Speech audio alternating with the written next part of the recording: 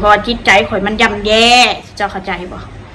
มันโดนกระทบหลายๆเรื่องหลายๆอย่างมันย่ำแย่มันทุกอย่างเลยว่าซั่นซะถ้าสมเจ้าสิว่านั่นแหละคือการใช้กรรมมันอาจจะแม่นความสมเจ้าเขาบ่เที่ยงดอกมันอาจจะเป็นกรรมของข่อยเองเป็นพ่อปากว่าซั่นปลาหมอเคยได้ยินแต่ปลาหมอตายเพราะปากแต่อีนี่นะตายเพราะปาก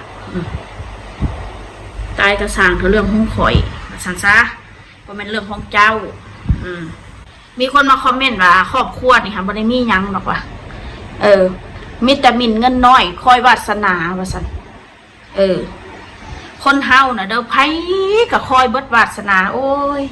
กูอยากมีเงินเด้โอ้ยกูอยากถือเลขเด้นี่ก็คือการวาสนาโอ้ยกูอยากมีคนมาหักมาแพงกูเด้โอนเงินให้กูใส่เด้คนเฮามันมีความคิดเบิด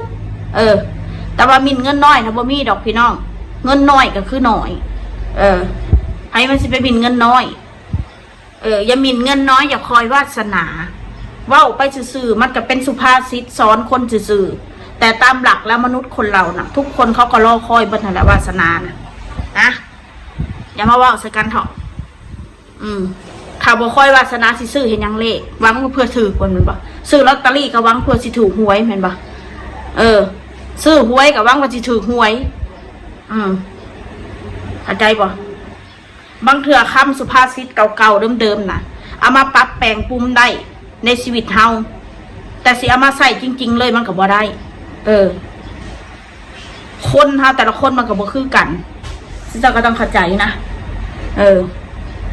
นางกินซอยจูก็พอพี่น้องลง4,000 ครัวเด้อ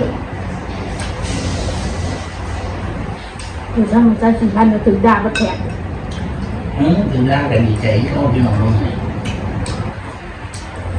ด่ามากกับป๊อปพี่น้องอันไหนบ่ดีด่าบ่แม่นก็แบบหวาน